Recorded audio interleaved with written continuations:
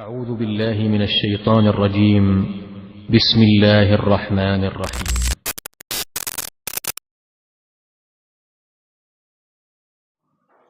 بسم الله الرحمن الرحيم. السلام عليكم ورحمة الله وبركاته. الحمد لله الذي هدانا للإسلام وأكرمنا ووفقنا لاتباع سنة سيد الأنام ورزقنا الاقتداء بصحابته وآل بيته الكرام، وأشهد أن لا إله إلا الله وحده لا شريك له، وأشهد أن محمدا عبده ورسوله، صلى الله وسلم وبارك على نبينا محمد وعلى آله وصحبه أجمعين. أحبتي الكرام رحمني الله وإياكم. Marilah senantiasa kita bersyukur kepada Allah Tabaraka wa Ta'ala, Zat yang telah memberikan kepada kita berbagai macam kenikmatan. Wa in ta'uddu ni'matallahi la tuhsuha. Kemudian di antara nikmat yang besar yang Allah Tabaraka wa Ta'ala pilih dan diberikan kepada hamba-hamba pilihan Allah adalah nikmat hadir di majlis ilmu, mendengarkan ilmu Al-Quran, sunnah Nabi sallallahu alaihi wasallam. Nah, terlebih lagi jamaah yang dirahmati oleh Allah, kebutuhan seorang hamba terhadap ilmu agama itu lebih daripada kebutuhannya terhadap makan dan minum. Sebagaimana kata Imam Ahmad bin Hanbal rahimahullahu ta'ala, kata beliau, an-nasu ilal ilmi ahwaj minhum ila at-ta'ami wasyarab. Kebutuhan seorang hamba, seorang manusia kepada ilmu itu lebih dia butuhkan daripada kebutuhannya terhadap makanan dan minuman. Nah, kita butuh kepada makanan minuman mungkin dalam sehari sekali, 2 kali, ataupun maksimalnya 3 kali. Namun kebutuhan seorang hamba kepada ilmu agama, kata Imam Ahmad rahimahullah, ya bi'adadi anfasih, setiap helai nafasnya dia butuh kepada ilmu. Nah, fa alhamdulillah, segala puji bagi Allah yang telah memberikan kepada kita kesempatan untuk hadir di majlis ilmu. Untuk menyingkat waktu, insyaallah ta'ala kita lanjutkan pembahasan kita dari kitab Fiqhul Muyassar. Alhamdulillah, ya, sekarang kita berada di bab fi salatil janazah, berkaitan dengan salat jenazah.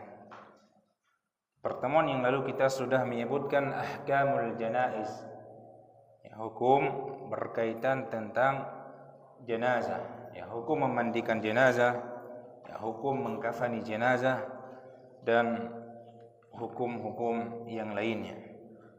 Dan insyaallah ta'ala nas'alullah an yusahhil lana fi hadhihi al-lailati al-mubarakah.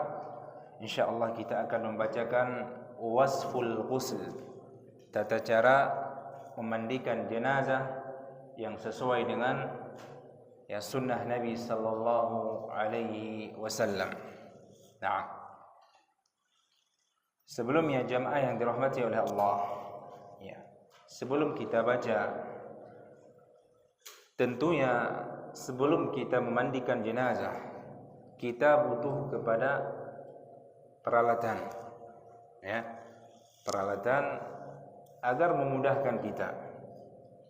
Jangan nanti, ya, ketika dimandikan baru kita cari peralatannya. Tapi sebelum memandikan kita butuh tahu, ya, kira-kira apa saja peralatan yang dibutuhkan. Nah, mungkin bisa kita sebutkan secara keumumannya. Nah, di antara yang dibutuhkan sebelum kita memandikan jenazah itu sarung tangan, ya, yang nantinya kita akan gunakan untuk memandikan jenazah, ya, ataupun kain, ya, sarung tangan ataupun kain yang kita gunakan untuk mengistinjakan jenazah ataupun memandikan jenazah. Ya, agar apa? Agar tangan kita terlindungi dari najis. Ya, agar tangan kita terlindungi dari kotoran, najis ataupun ya penyakit. Nah, kemudian juga yang dibutuhkan di sini ya min babil istihbab, ya, bukan wajib, tapi ya, lebih bagus adalah masker. Nah, penutup hidung ataupun mulut. Ya, juga apa hikmahnya untuk menjaga ya tidak tertular orang yang memandikan jenazah kalau jenazahnya misalkan ada penyakit, nah, ataupun najis. Nah, kemudian juga kita membutuhkan di sini sponnya busa. Nah, untuk menggosokkan ya badan mayit. Bisa juga kita gunakan kain. Kemudian yang kita butuhkan kapur barus. Nah, kapur barus. Nah, karena kita akan menjadikan pemandian terakhir, ya siraman terakhir untuk mayit dengan air yang dicampur dengan kapur barus. Dan hikmahnya disebutkan oleh para ulama itu lebih membuat awet badan mayit. Allah Ta'ala alam. Nah, kemudian juga kita butuh daun sidr, daun bidara, ya, untuk ya menggosokkan kepada kepala mayit dan jenggot. Ya, dahulu Nabi sallallahu alaihi wasallam menggunakan sidr untuk digosokkan kepada kepala mayit, rambutnya dan jenggotnya. Kalau tidak ada sidr bisa kita ganti dengan sampo. Enggak masalah. Kalau tidak ada sidr kita ganti dengan sampo. Nah, kemudian kita siapkan satu ember yang kita isi dengan air ma'ul qarah, air yang bersih, air yang suci. Nah, tidak bercampur dengan apapun. Nah, ember mungkin kita butuh satu ember ataupun gayung, butuh kepada ember dan gayung. Gayung juga kita butuhkan. Nah, nanti kita akan mencampur daun bidara secukupnya dengan air yang digunakan untuk menyampo rambut ataupun jenggot mayit. Nah, kemudian satu embernya lagi tambah, arti 2 ember. Satu embernya lagi digunakan untuk mencampur air barus. 2 ember 1 gayung cukup insyaallah. Ya, 2 ember 1 gayung cukup insyaallah. Nah, kemudian kita butuh kepada kain.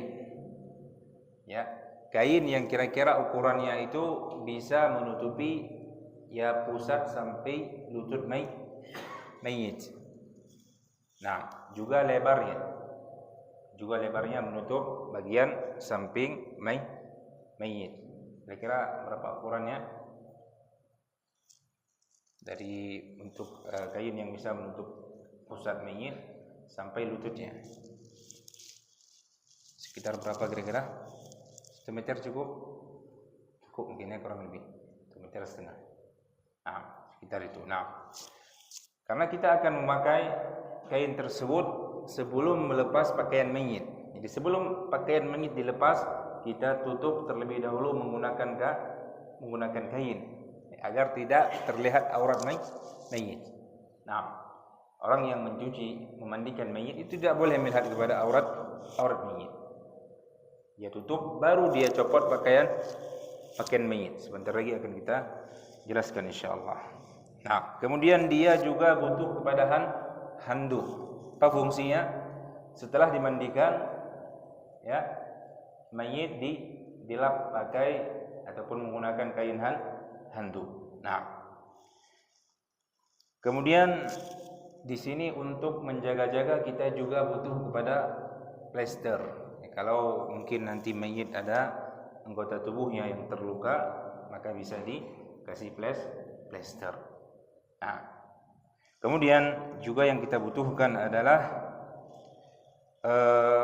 gunting, ya, gunting kuku dan gunting untuk mencukur kumis, menipiskan kumis.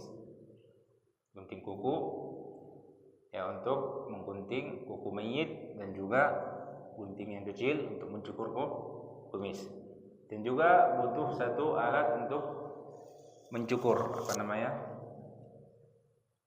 kita gunakan nanti kalau seandainya ya mayit bulu ketiaknya itu butuh untuk dicukur, maka kita cukur. Alat pencukur. Nah, makiniyah bisa juga digunakan. Makiniyah, alat cukur. Nah, itu di antara ya perlengkapan yang dibutuhkan. Nah, bisa dipahami ya? Berapa semua kira-kira? Nah, sekitar berapa?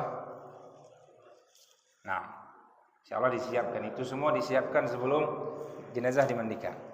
Nah, kemudian kita sebelum memandikan jenazah ya dianjurkan untuk talyinul mafasilil mayyit, melemahkan persendian mayit.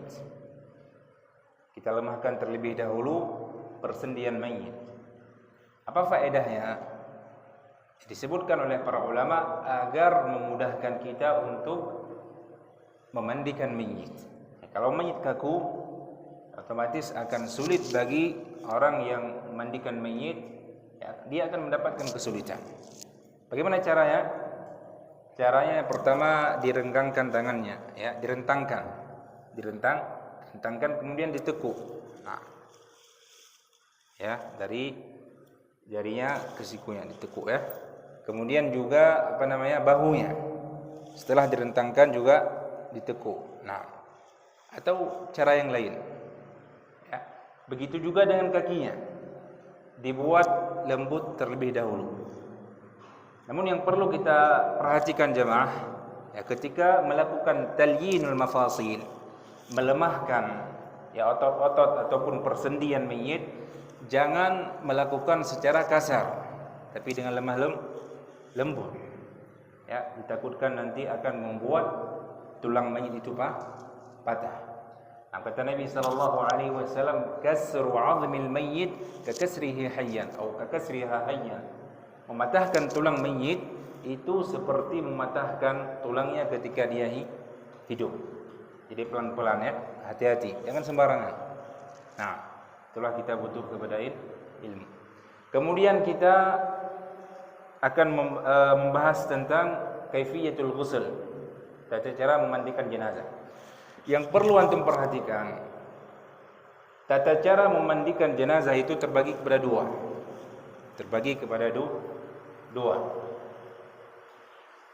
Yang pertama, sifatul ijza. Yang pertama apa? Sifatul ijza. Tata cara yang mencukupi. Ya, kalau kita memandikan mayit dengan cara tersebut, maka dihitung sah, cukup. Nah, bagaimana caranya? Ya, kata para ulama, ta'mimu jasadil mayyit bil ma'it tahir ma'an niyah, yaitu dengan disiram seluruh air ke tubuh mayit, air yang bersih, suci, bersamaan dengan berniat. Ini mudah, ya. Tata cara yang pertama, sifatul ijza, ini mudah. Antum siram mayit seluruhnya, ya, mengenai anggota tubuhnya dengan air yang bersih, suci, ya, bersamaan dengan niat. Sudah cukup, selesai. Gampang ya? Gampang. Nah, apa faedahnya kita mengetahui sifatul ijza? Karena ya, seandainya nanti kita mengalami kesusahan, maka cukup kita mempraktekkan sifatul ijza. Nah, misalkan ya perempuan yang meninggal, tidak ada perempuan lain yang memandikannya. Dia meninggal di tengah-tengah kaum laki-laki misalkan, tidak ada perempuan. Nah, para ulama di sini mengatakan ya bisa mayit perempuan tersebut dimandikan oleh laki-laki, tapi dengan cara al-ijza, dengan disiram ke seluruh tubuhnya, kemudian yang bersama dengan niat. Sudah pahami ya? Ataupun ditayamumkan. Nah, itu cara yang pertama. Yang kedua, sifatul kamal, tata cara yang sempurna. Tata cara yang sempurna ataupun mustahab. Tata cara yang sunnah, yang dianjurkan, yang lebih baik, lebih bagus daripada tata cara yang pertama. Ada sebuah kaidah yang disebutkan oleh para ulama dalam kitab fikih tentang memandikan jenazah. Di antaranya kalam Imam Ahmad rahimahullah taala. Kata beliau, ya, tata cara memandikan jenazah itu seperti tata cara mandi junub. Bisa dipahami ya? Kaifiyatu ghuslil mayyit ka kaifiyati ghuslil janabah. Tata cara memandikan mayit, ya, dengan cara al-kamal itu seperti mandi junub, persis. Ya, hukum-hukumnya sama. Nah, baru kita insyaallah taala membaca apa yang disebutkan oleh penulis kitab. Nah, wasifatul ghusl ini tata cara yang apa? Yang kedua, sifatul kamal, sifat yang sempurna, yang mustahab.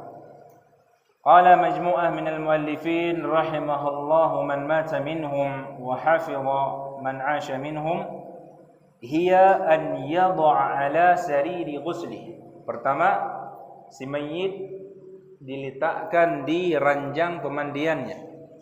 Jadi, ya, ada ranjang khusus untuk memandikan mayit, dan itu ma'ruf ya. Misalkan ini ranjangnya, jadi usahakan agak tinggi sedikit ya, karena itu akan membuat kita lebih mudah. Kira-kira tingginya seukuran apa? Pinggang kita. Nah, kemudian kita letakkan mayit di mana? Di atas ranjang pemandian. Nah, itu yang perlu untuk pahami yang pertama. Nah, thumma yastur auratah. Kemudian sebelum kita mencopot baju mayit, kita tutup terlebih dahulu auratnya. Nah, kalau laki-laki auratnya dari mana ke mana? Dari pusar sampai lutut. Kalau perempuan,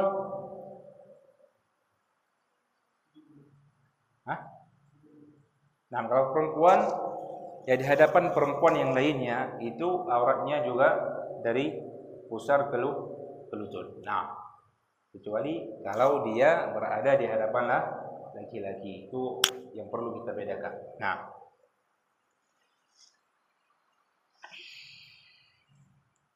ya, saya pahami ya, apa hikmahnya?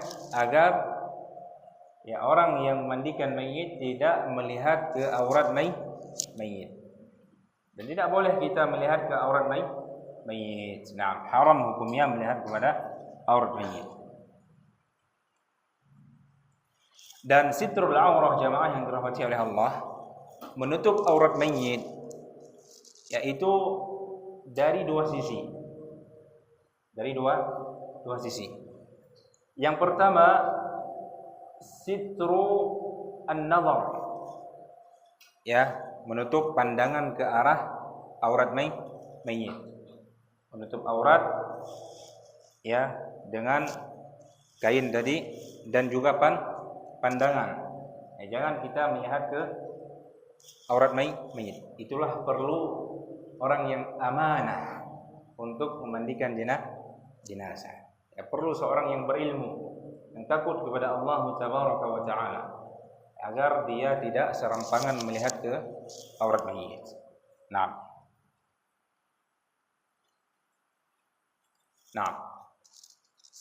ya, menutup aurat mayit ada yang hukumnya wajib, ada yang mustahab. Yang wajib ditutup apa jamaah? Auratul mughallazah. Aurat yang besar, duburnya dan kubulnya. Itu wajib hukumnya. Nah, itu wajib ya untuk seorang yang memandikan jenazah tidak melihat ke arah aurat mayit. Kemudian ada yang sifatnya mustahab. Yang mustahab untuk ditutup, mustahab untuk tidak dilihat, yaitu selain aurah mughalladhah seperti lutut ataupun bagian sedikit dari bagian pahanya. Itu mustahab. Dianjurkan juga ya agar seorang yang memandikan jenazah tidak melihat kepada aurat tersebut. Nah, yang pertama tadi wajib. Kedua sunnah mustahab. Kemudian sisi yang kedua ya sitrul aurah dari sisi tidak bersentuhan langsung dengan aurat mayit.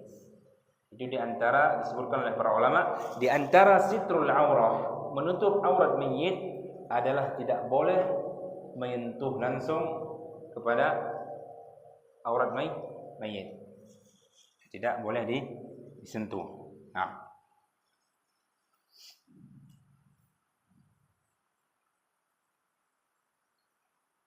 bisa dipahami ya? Ada dua bagian tubuh mayit yang tidak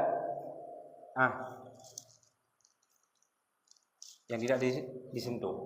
Nah, yang satu hukumnya wajib untuk tidak menyentuhnya. Yang kedua hukumnya sunnah untuk tidak menyentuhnya. Yang pertama yang wajib untuk tidak menyentuhnya apa tadi? Auratul mughalladhah. Aurat yang besar. Nah, ketika antum mandikan jenazah tidak boleh bagi antum untuk menyentuh kemaluan ataupun dubur mayit.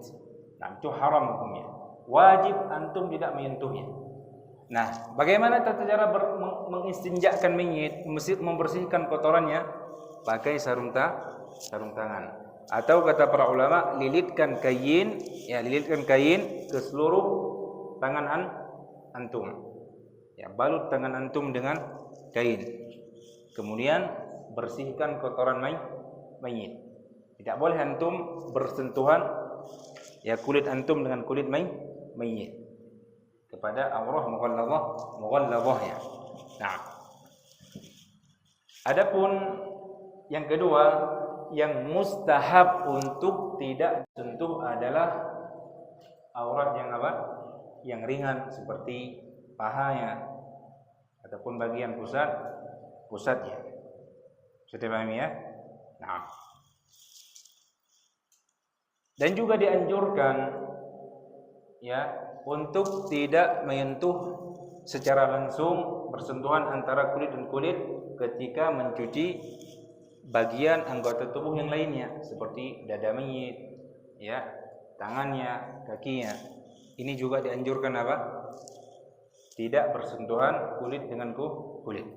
Ya, sebagaimana Ali radhiyallahu taala anhu ketika beliau memandikan jenazah, ja'ala syai'an fi yadihi. Beliau menjadikan sesuatu di tangannya. Ya, dililitkan sesuatu ke tangannya, kemudian beliau baru mengusapnya ke tubuh jenazah. Sudah paham ya? Nah, jangan bersentuhan langsung. Ya, pakai sarung tangan. Itulah faedahnya kita mengatakan ya yang harus disediakan adalah sarung tangan agar kita tidak bersentuhan langsung dengan anggota tubuh mayit. Nah, bisa dipahami ya?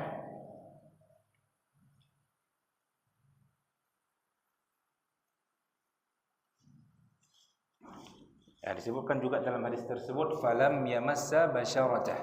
Ya, Ali radhiyallahu taala anhu ketika beliau memandikan jenazah, beliau ya gunakan sesuatu di tangannya sehingga beliau tidak menyentuh langsung kulit mayit.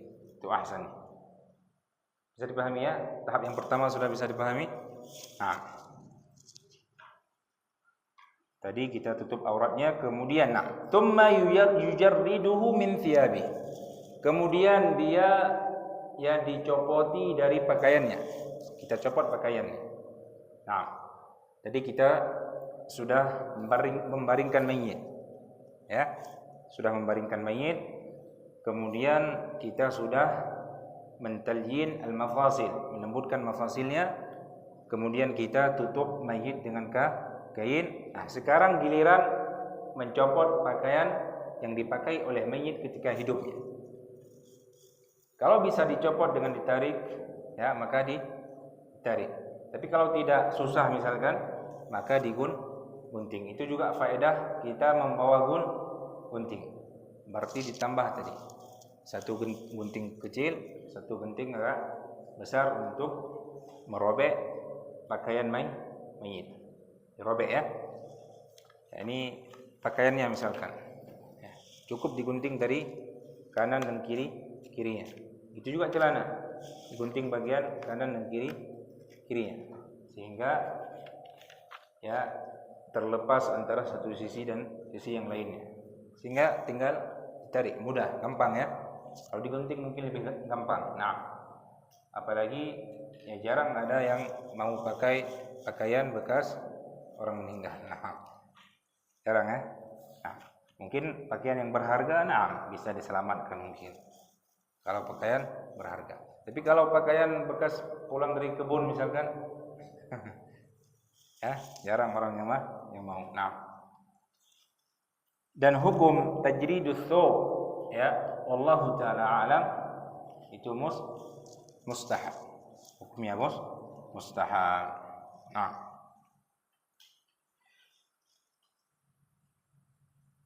berdasarkan hadis Aisyah radhiyallahu taala anha, beliau mengatakan, lamma aradu ghuslan Nabi sallallahu alaihi wasallam, para sahabat dulunya ketika mereka ingin memandikan Nabi sallallahu alaihi wasallam, qalu, mereka mengatakan, ma nadri anujarridu Rasulullah sallallahu alaihi wasallam kama nujarridu mautana amla.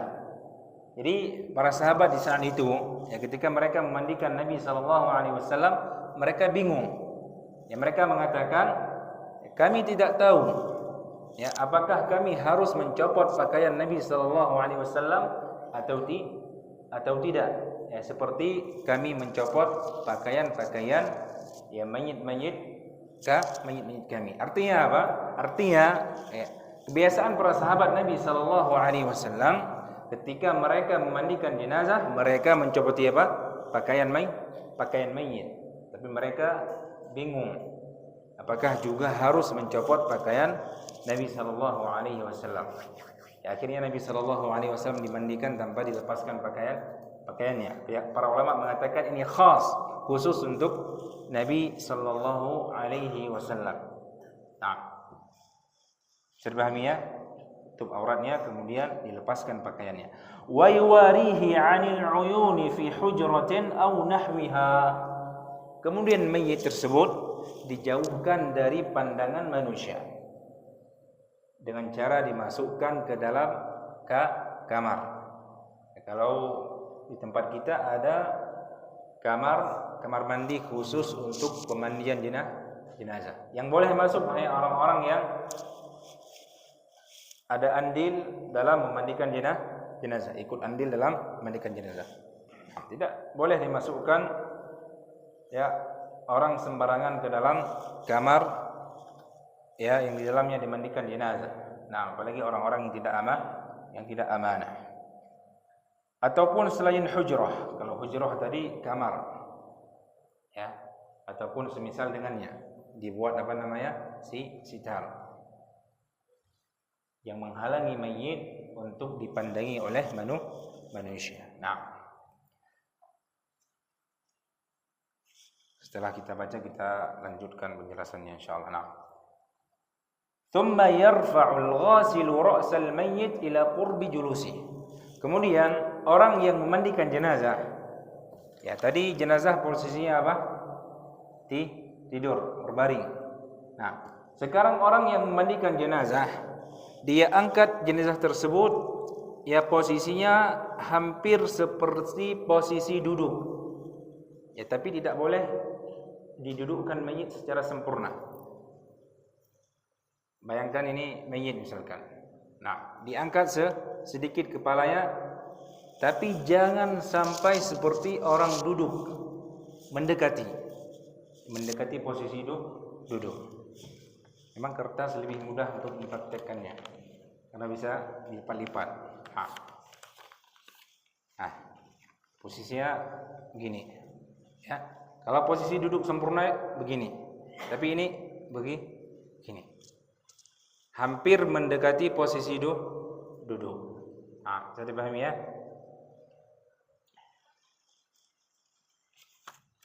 Thumma yumrir yadahu ala batnihi wa yu'assiruhu. Nah, sekarang posisi mayit, posisi seperti posisi duduk. Nah, sekarang tugas orang yang memandikan jenazah, dia letakkan tangannya di perut mayit. Wa yu'assiruhu, kemudian dia pijat dia tekan dengan cara yang lembut. Nah, apa faedahnya? Agar kalau ada bekas kotoran di perutnya, ya, maka akan keluar. Tapi perhatikannya, jangan sampai diposisikan dalam posisi duduk. Itu ya tidak bagus untuk mayit. Nah, itu kata para ulama termasuk adhiyatul mayyit, yang memberi sesuatu yang tidak bagus untuk mayit. Nah, bisa dipahami ya? Kita lanjutkan. Thumma yumarrir yadahu ala batnih.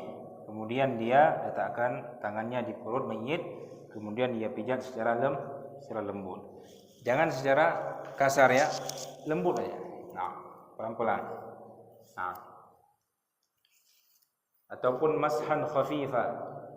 Ya, tekan, dielus secara lembut. Nah, ini sebagaimana ya pendapat yang sahih dari kalam al-ulama. Nah. Kemudian thumma yunadhdhif al-makhrajin. Tadi dia sudah menggosok-gosok, menekan perut mayit secara lembut.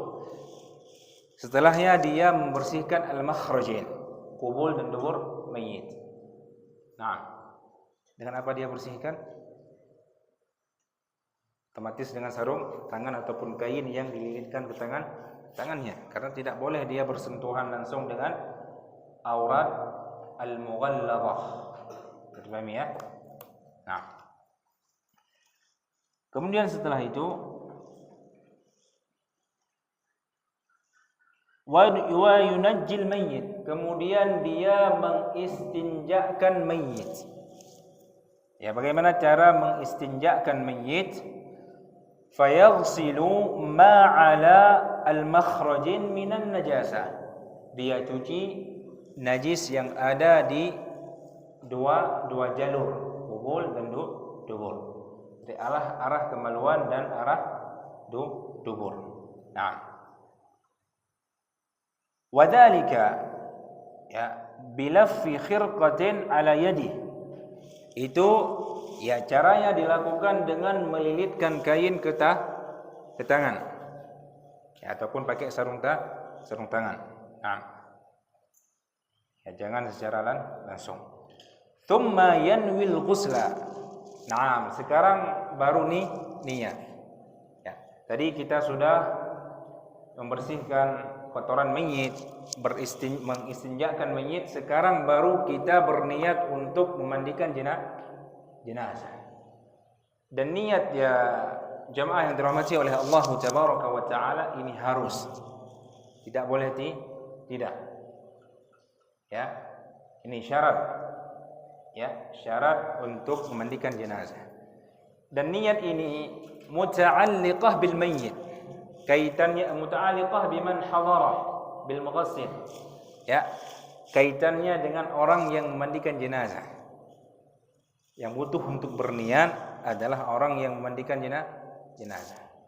Nah, keluarnya antum dari rumah antum untuk memandikan jenazah itu sudah niat. Enggak harus mengatakan nawaitu ghuslal janazati an ada'i fardhati fardu kifayatin lillahi ta'ala, enggak perlu. Ya. Niat antum adalah kehadiran antum, keluarnya antum dari rumah antum untuk memandikan jenazah, itu terhitung sebagai niat. Bisa dipahami ya? Apa faedahnya jemaah? Faedahnya, kalau seandainya kita misalkan mengeluarkan jenazah ke tanah lapang, ya, tiba-tiba hujan, otomatis ya mayit di sini sudah termandikan oleh air hujan. Apakah kemudian kita katakan nggak perlu dimandikan lagi, sudah dibasahi oleh air hujan? Tidak, karena tidak ada niat. Ya, karena niat dari orang yang memandikan jenazah itu menggugurkan hukum memandikan jenazah bagi orang lain. Jadi, kalau dia tidak niatkan, hukumnya belum gugur. Paham ya? Contoh lain, keluarga kita adalah orang-orang kufar misalkan, orang-orang kafir. Lalu mereka yang memandikan jenazah kita, apa hukumnya? Apakah sudah sah apa masih ya bagi kaum muslimin ya mempunyai kewajiban untuk memandikan jenazah tersebut? Kaum muslimin masih berkewajiban untuk memandikan jenazah tersebut. Karena niat dari orang kafir itu la yanaqid, tidak dihitung. Jadi paham ya? Nah, keliru kalau ada yang mengatakan ya memandikan tanpa niat itu dibolehkan, keliru. Ya, harus ada niat. Harus ada niat dari orang yang memandikan jenazah. Nah, ini gampang. Wa yusammi, kemudian dia mengucapkan bismillah. Ya, sebelum memandikan jenazah dia ucapkan bismillah. Bisa dipahami ya? Wa yuwaddi'uhu kawudu'is shalah. Kemudian dia mengwudukkan mayit seperti wuduk untuk salat. Apa yang harus dia lakukan? Dia pertama mencuci telapak tangan mayit sebanyak 3 kali, sunnah ya, walaupun 1 kali sudah cukup. Kemudian apa lagi? Setelah mencuci kedua tangan, cara berwudu setelah mencuci kedua tangan apa? Berkumur-kumur ataupun istinsyak. Nah, tata cara mengwudukkan jenazah itu persis seperti yang wuduk untuk salat, kecuali pada 2 tempat. Tempat yang pertama madmadah. Ya, kata beliau di sini illa fil madmadah wal istinsyak. Kecuali pada madmadah ataupun istinsyak. Itu enggak sama seperti apa yang kita lakukan ketika berwuduk untuk salat. Nah, ya kata ya Syekh di sini, fayakfil mashu 'alal fam wal anf, cukup dibasuh pada mulut dan hidung. Jadi caranya jemaah, antum ambil kain, antum basahi dengan air. Kemudian antum buka sedikit, antum peras sedikit airnya. Kemudian antum buka mulut mayit, bersihkan giginya. Ya, dengan cara digosok menggunakan kain. Begitu juga dengan lubang hidungnya. Ya, masukkan kain yang sudah dibasahi, kemudian putar di 2 lubang hidungnya.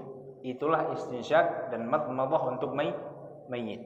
Jangan nanti kemudian antum tuangkan air ke mulut mayit. Ya, saya pahami ya? Bahaya. Merusak tubuh mayit, termasuk muthlah kata para ulama, termasuk muthlah, akan merusak tubuh mayit. Ya, kita wudukkan mayit dengan wuduk yang sempurna. Ya, sampai kakinya. Nah, ini enggak apa-apa, telat sedikit ya. Kita selesaikan sedikit lagi insyaallah. Nah, ini sudah selesai wudu. Ya, sudah selesai wudu. Thumma yaghsil ra'sahu wa lihyatahu bima'is sidr. Kemudian yang memandikan jenazah mencuci kepala jenazah dan juga jenggotnya dengan air sidr. Nah, tadi sebelum kita memandikan jenazah kita sudah mempersiapkan 1 gayung air sidr. Sekarang baru kita pakai. Air sidar tadi yang sudah dicampur kita gunakan untuk menyampo rambut ataupun kepala mayit dan juga jenggotnya. Nah, sudah paham ya? Ataupun kalau tidak ada air sidar apa gantinya tadi? Sampo. Nah, au sabun ataupun sabun kata beliau. Namun yang perlu diperhatikan jamaah, kalau jenazahnya adalah ya orang yang mati dalam keadaan ihram, maka tidak boleh dia dimandikan dengan sabun yang ada wangiannya. Nah, ya, tidak boleh. Kata Nabi sallallahu alaihi wasallam, "Wala tamassuhu tiban." Jangan kau sentuhkan minyak wangi kepada badan mayit. Nah, karena kan dia yub'atsu yaumal qiyamati mulabbiya. Dia akan dibangkitkan oleh Allah nantinya di yaumul qiyamah dalam keadaan bertalbiyah. Dan ketika dia sedang ihram, dia juga dilarang untuk memakai minyak wangi. Ketika meninggal dia juga dilarang untuk dipakaikan minyak wangi kepadanya. Bisa dipahami ya? Nah. Thumma yaghsilul mayamina thummal mayasir. Kemudian dia mencuci bagian kanan dari anggota tubuh mayit, kemudian baru setelahnya bagian kiri. Nah, ini yang perlu kita perhatikan jamaah. Apa yang perlu kita cuci terlebih dahulu? Ya, kita sepakat kalau yang dicuci terlebih dahulu adalah bagian kanan, kemudian bagian kiri. Nah, masalah depan atau belakangnya mana yang lebih dikedepankan? Ya, kata para ulama dicuci terlebih dahulu batin, ya bagian belakang. Bagian belakang dari anggota tubuh yang kanan. Ya. Jadi dicuci yang terlebih dahulu bagian belakang yang kanan. Baru kemudian apa? Bagian atas kanan. Baru setelahnya bagian belakang kiri, kemudian setelahnya bagian belakang kanan. Sudah paham ya? Nah, atau sebaliknya enggak masalah. Wallahu taala alam. Tapi ini pendapat yang sahih di antara pendapat para ulama. Allah taala alam. Sudah paham ya? Apa dulu yang perlu dicuci? Bagian bawah kanan, kemudian bagian atas kanan, kemudian bagian kiri yang bawah, kemudian bagian kiri yang atas. Nah, kita lanjutkan sedikit lagi.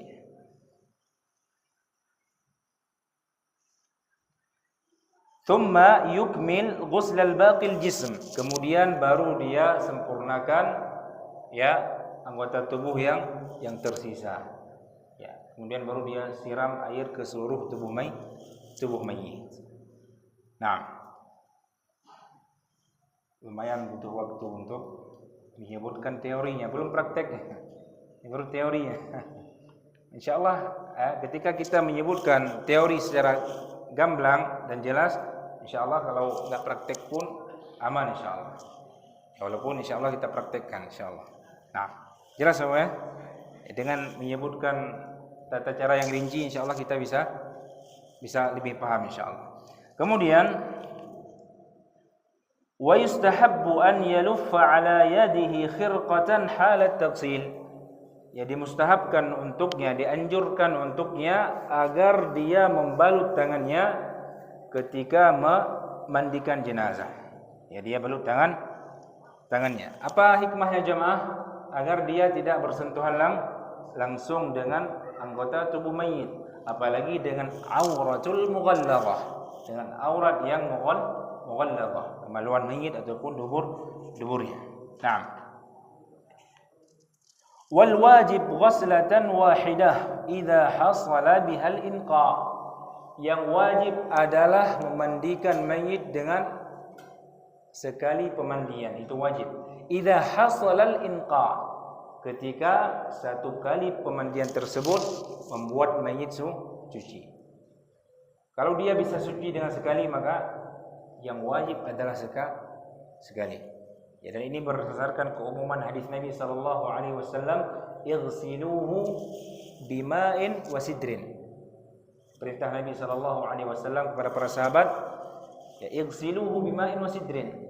Ketika ada laki-laki yang meninggal terjatuh dari untanya, kata Nabi igsiluhu, mandikan dia dengan air dan sidr bidara. Dan Nabi sallallahu alaihi wasallam di sini tidak menyebutkan jumlahnya. Apakah harus 3, 5? Nah, walaupun ya yang mustahabnya akan kita sebutkan wal mustahabbu 3 ghasalat wa in hasala al inqa. Yang mustahab itu 3 kali pemandian. Jika ya hasala al inqa. Jika dengan 3 kali pemandian itu sudah membuat mayit suci. Kalau masih belum suci berapa jemaah? Khamsan, 5 kali. Ya kalau tidak masih belum suci, sab'an kata Nabi sallallahu alaihi wasallam. 7 kali. In ra'aitunna dzalik. Ya, ketika kalian melihat harus dimandikan 7 kali.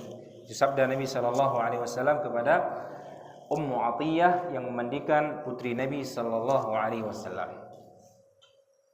Kesimpulannya apa? 1 kali wajib, 3 kali mustahab. Ya kalau masih belum suci bisa ditambah 5 sampai 7 kali. Itu yang warid dari Nabi sallallahu alaihi wasallam. Adapun 9 kali kata para ulama itu adalah perkara yang harus dijauhi, termasuk israf, termasuk pemborosan. Nah, dan juga tidak ada dalilnya dari Nabi sallallahu alaihi wasallam. Nah, kemudian yang perlu kita perhatikan jamaah, tadi kita sunnah memandikan 1 kali misalkan. Nah, sekarang kita ingin melakukan cara yang mustahab 3 kali.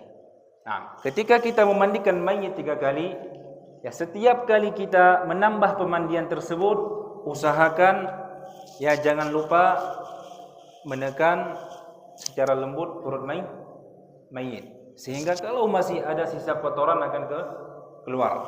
Nah, bisa dipahami ya? Nah, itu yang perlu kita perhatikan.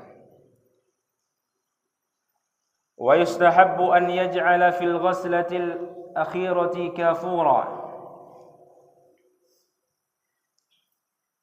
Nah, dan dianjurkan untuk memandikan jenazah di pemandian terakhir, siraman terakhir dengan air kapur barus.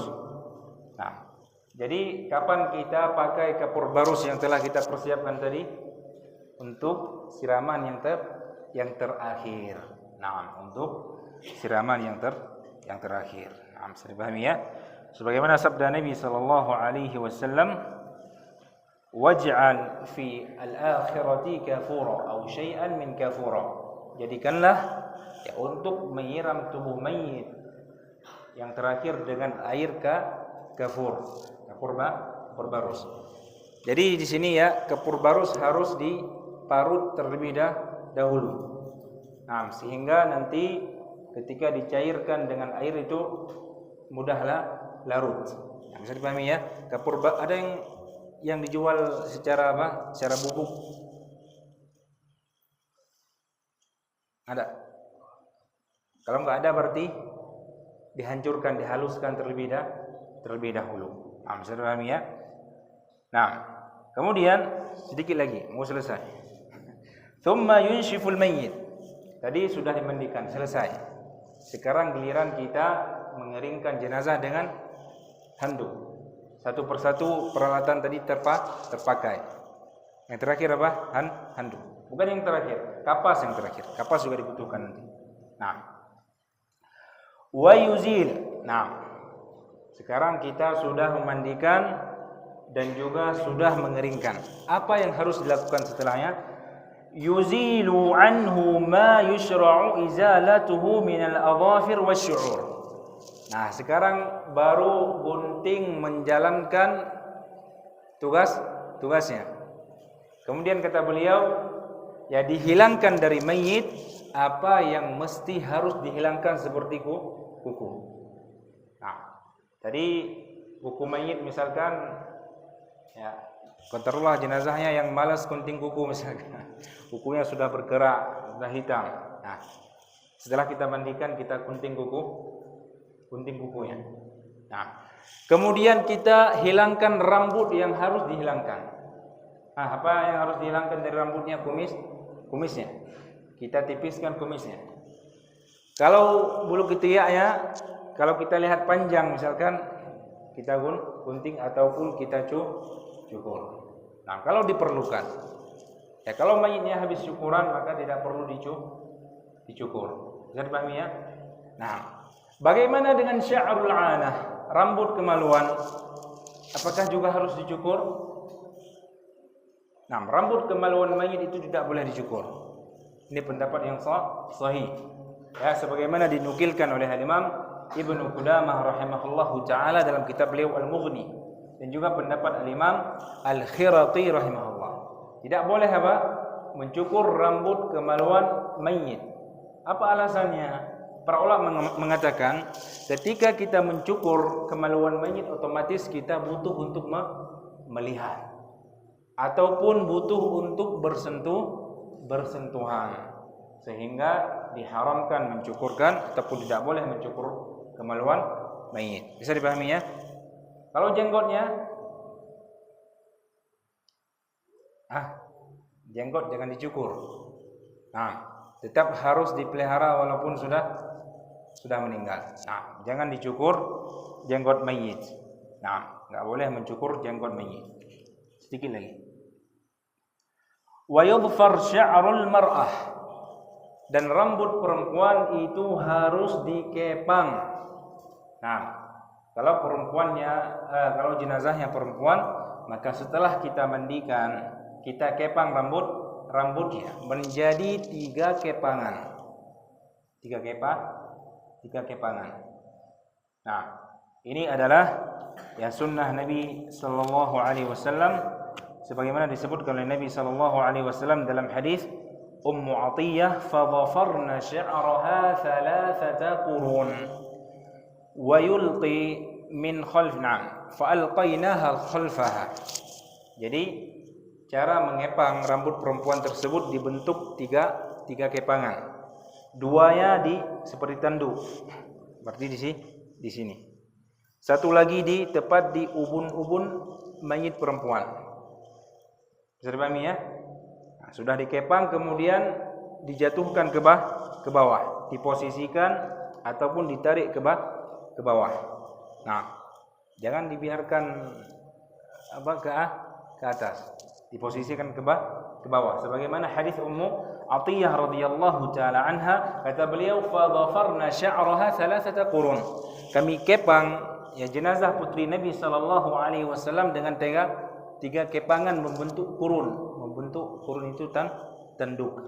Membentuk tanduk. Fa alqaina khalfaha. Kemudian kami posisikan, kami tarik ke belakang. Dikepang. Nah, kalau jenazah perempuan ya sebelum dimandikan dia mengepang rambutnya, maka di sini harus dilepaskan agar seluruh rambutnya tercuci, terbasahi dengan air. Wallahu taala a'lam. Sebagaimana disebutkan oleh para ulama. Wa idza ta'azzara ghuslul mayyit, kalau mayit tidak bisa dimandikan.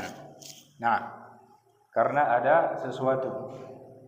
Nah, li'adami wujudil ma, misalkan enggak ada air. Nah, au kana maqta'al jism biharqin wa nahwi, ataupun ada potongan anggota tubuh mayit itu terbakar. Ya, maka fa innahu yumammam biturab, maka dia yutayammam biturab, ditayammumkan dengan tanah. Bagaimana cara mentayamumkan mayit? Sama dengan tayamum seperti biasa. Nah, dipukulkan tangannya ke turab, tanah. Nah, kemudian diusap wajah dan kedua tangan, kaf, tangan bagian atas. Nah, Kalau bawah nggak usah, karena bawah sudah terkena tanah ketika kita menepuk. Nah. Kemudian sikit lagi. Wa yustahabbu liman ghasala mayyitan an yaktasila ba'da taghsili, dan dianjurkan bagi orang yang mandikan mayit untuk mandi setelahnya. Berdasarkan hadis Nabi sallallahu alaihi wasallam, man ghassala mayyitan falyaktasil. Ya, barang siapa yang memandikan mayit maka hendaknya dia mandi. Hadisnya dihasankan oleh Imam Al-Albani rahimahullahu taala. Bisa dipahami? Sudah jelas sekarang Abu Hasan? Jelas insyaallah tata cara mandikan jenazah. Walaupun enggak praktek insyaallah paham ya. Walaupun nanti insyaallah kita praktekkan. Namun itulah, teori aja butuh waktu, apalagi praktek. Nah, ini baru lewat waktu Isya sekitar 5 menit. Kita tambah sedikit lagi faedah yang berkaitan dengan memandikan jenazah. Maka besok insyaallah kita masuk kepada teori yang lain dan kita praktek setelahnya insyaallah. Setelah kita sebutkan secara sempurna. Nah, ada permasalahan yang berkaitan dengan memandikan jenazah. Pertama, jika jenazahnya belum dikhitan, misalkan dia sebelumnya kafir, mu'allaf, masuk ke dalam Islam, belum sempat khitan dia sudah meninggal. Apakah di sini dia harus dikhitan? Allah Ta'ala alam, pendapat yang sahih tidak harus dikhitan. Terpahami ya? Pendapat yang sahih tidak perlu dikhitan. Ini adalah pendapat Al-Imam Ahmad rahimahullahu ta'ala, dipilih oleh Al-Imam Ibn Baz dan juga Syekh Ibn Utsaimin rahimahullahu ta'ala. Nah, kemudian berkaitan dengan janin. Nah, siapa yang bisa menjawab? Janin apakah harus dimandikan? Janin dari perempuan yang gugur. Nah, gugur janinnya, apakah janin tersebut harus dimandikan? Nah, pendapat yang pertama tidak, secara mutlak. Rinci di sini butuh perincian. Nah, kalau janinnya sudah mencapai usia 4 bulan ke atas, maka itu harus dimandikan. Karena dia sudah sempurna menjadi manusia. Nah, kalau di bawah 4 bulan maka tidak perlu dimandikan. Na'am, wallahu ta'ala a'lam bis-shawab. Dan ini pendapat jumhurul ulama. Nah, dan juga permasalahan yang ketiga yang tidak kalah pentingnya. Kalau keluar najasah, najis, ya baik dari dubur mayit misalkan, setelah dimandikan, apa yang harus dilakukan? Apakah kita harus mengulang pemandiannya?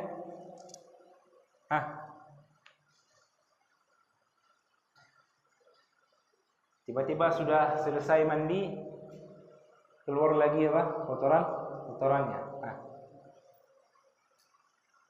Ini kalau kita nggak tahu ilmunya ribet nanti, harus kita mandikan lagi.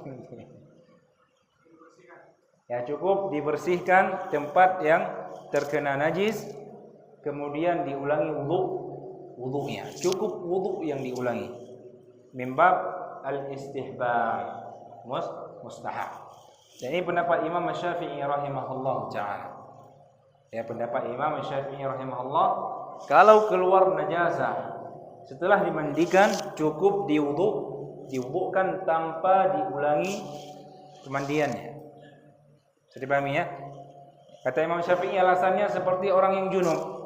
Orang yang junub kalau keluar najis setelah apa? Setelah dia mandi, apa yang harus dia lakukan?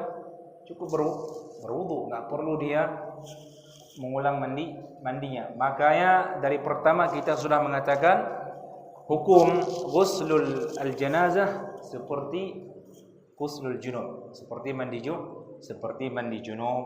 Wallahu ta'ala a'lam bis-shawab. Ada pertanyaan sebelum kita akhiri? Nah.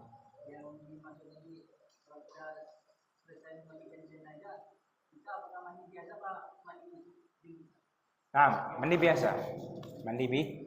Tapi hukumnya mustahab. Bahkan sebagian para ulama mendhaifkan hadis tersebut. Mendhaifkan hadis tersebut. Tapi Syekh Al-Albani rahimahullahu taala mengatakan hadis tersebut hasan. Cukup mandi seperti mandi biasa. Nah. Orang yang sedang junub meninggal, apakah harus 2 kali dimandikan? 1 kali untuk junub, 1 kali untuk mandi jenazah? Kata Allah, setelah junub dia meninggal. Pendapat yang sahih cukup sekali ini pendapat jumhur ulama. Karena tidak ada dalil dari Nabi sallallahu alaihi wasallam yang menyebutkan tentang orang yang mati meninggal dalam keadaan junub dia harus mandi dua kali. Ya, tapi diniatkan apa? Diniatkan untuk junub dan juga